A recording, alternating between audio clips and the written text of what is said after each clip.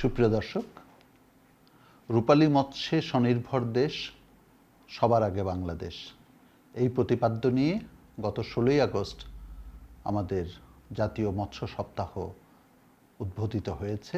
উদ্বোধন করেছেন মাননীয় প্রধানমন্ত্রী। এই উদ্বোধনী দিনে 13টি ক্যাটাগরিতে মোট 14 জন ব্যক্তি এবং প্রতিষ্ঠানকে জাতীয় মৎস্য পুরস্কার প্রদান করা হয়েছে। যারা পুরস্কার পেয়েছেন তাদের সকলকে আমরা অভিনন্দন জানাই। জাতিসংঘের খাদ্য এবং কৃষি সংস্থার মতে বাংলাদেশ মৎস্য সম্পদের ক্ষেত্রে স্বয়ংবরতা অর্জনের দ্বারপ্রান্তে রয়েছে।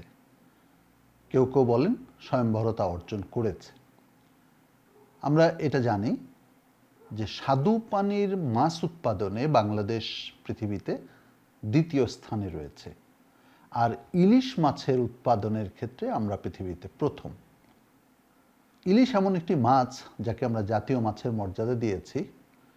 আমাদের ইলিশ শব্দটি উচ্চারণ করলে জিভে জল আসে, কিন্তু সাম্প্রতিককালে সেই ইলিশ মাছ খুব ধরাছোঁয়ার বাইরে চলে গেছে। সাধারণ মানুষ ইলিশ খাবার কথা ভাবতেই পারেন না। তাহলে পরিস্থিতিটা কি এরকম যে যেই মাছ উৎপাদনে পৃথিবীতে আমরাই প্রথম, অথচ আমাদের দেশের মানুষ সেই মাছটা আর খেতে পারবে না? সাধারণ মানুষ তো ইলিশ মাছ খাওয়ার কথা এখন ভাবতেই পারে না। তাহলে এটা কি আমাদের যে খাদ্য সংস্কৃতি সেখান থেকে বাদ পড়ে যাবে? এ তো গেল শুধু ইলিশ মাছের কথা। মাছে ভাতে বাঙালি সত্যিকার অর্থে কি 3 বেলা তারা তো ভাত খায়, কিন্তু মাছ কি খেতে পারে? দেশের সিংহভাগ মানুষের কি মাছ পাবার নিরাপত্তা আসলে রয়েছে? সম্ভবত না। তাহলে এই যে মৎস্য উৎপাদনের ক্ষেত্রে যে স্বয়ংবরতার কথা আমরা বলছি, সেখানে কি কোনো শুভঙ্করের ফাঁকি রয়েছে? প্রশ্নটা রাখলাম।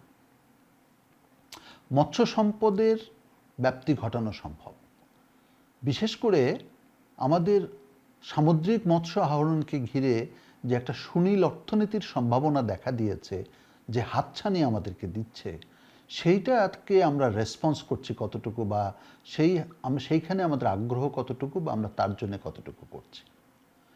আমরা নতুন সরকারের কাছে যেই কথাগুলো জোর দিয়ে বলতে চাই সেটা হচ্ছে, বাংলাদেশের মাছে ভাতের বাঙালিকে যদি আপনার মৎস্য সম্পদের ক্ষেত্রে আপনি স্বস্তি দিতে চান, তাহলে সামুদ্রিক মৎস্য আহরণের ক্ষেত্রে কিছু পরিবর্তন আনতে হবে। সেখানে প্রযুক্তির ব্যবহার বাড়াতে হবে। বর্তমানে যেভাবে সমুদ্র থেকে মাছ আহরণ করা হয় সেটা অত্যন্ত ব্যয়বহুল, ঝুঁকিপূর্ণ, এবং তাতে বিরাট একটা মাছের একটা বিরাট অপচয় হয় শুধুমাত্র ব্যবস্থাপনাগত ত্রুটির কারণে। প্রযুক্তির ব্যবহার, যেমন আপনি নৌযান যদি আধুনিক নৌযান করেন, সেখানে যদি বরফের সংরক্ষণের জায়গাগুলো থাকে, ইত্যাদি অনেকগুলো জায়গা আছে, আমি সংক্ষেপ করার প্রয়োজনে বলছি। সেই জায়গাগুলোতে সরকারকেই এগিয়ে আসতে হবে, কারণ ক্ষুদ্র ক্ষুদ্র উদ্যোক্তাদের পক্ষে সেটা করা সম্ভব নয়। আমরা নিঃসন্দেহে সরকারকে এই সাধুবাদটা জানাইতেই চাই যে সরকার মৎস্যজীবীদেরকে কৃষক কার্ড দেওয়ার কথা ঘোষণা করেছেন এবং জেলেদের তালিকা তৈরি করার কথা বলছেন। এটা পুরনো দাবি। অর্থাৎ এই যে কৃষিতে যে ধরনের সুযোগ সুবিধা দেওয়ার কথা বলা হচ্ছে, এখন থেকে সেটা যদি মৎস্যচাষীরাও তারা পায়, তাহলে পরে আমাদের মৎস্য খাতে কিন্তু একটা যুগান্তকারী পরিবর্তন আসবে। সাথে সাথে আরও দুটো বিষয় আমরা জোর দাবি রাখছি, অনেকদিন ধরে আমরা এই কথাগুলো বলছি। তার একটা হচ্ছে, কৃষিতে যেমন কর সুবিধা থেকে শুরু করে বিদ্যুতের ক্ষেত্রে যে ভর্তুকিটা পাওয়া যায়, মৎস্য খামারিরা কিন্তু সেটা পায় না। অর্থাৎ মাছের খামারগুলো তারা যাতে কৃষির মতো কম দামে বিদ্যুৎ পেতে পারে, কর অবকাশ সুবিধাটা পেতে পারে, এবং তারা যাতে সহজে কৃষি ঋণ পেতে পারে, সেই ব্যাপারে সরকারকে মনোযোগ দিতে আমরা আহ্বান জানাই, অনুরোধ করি।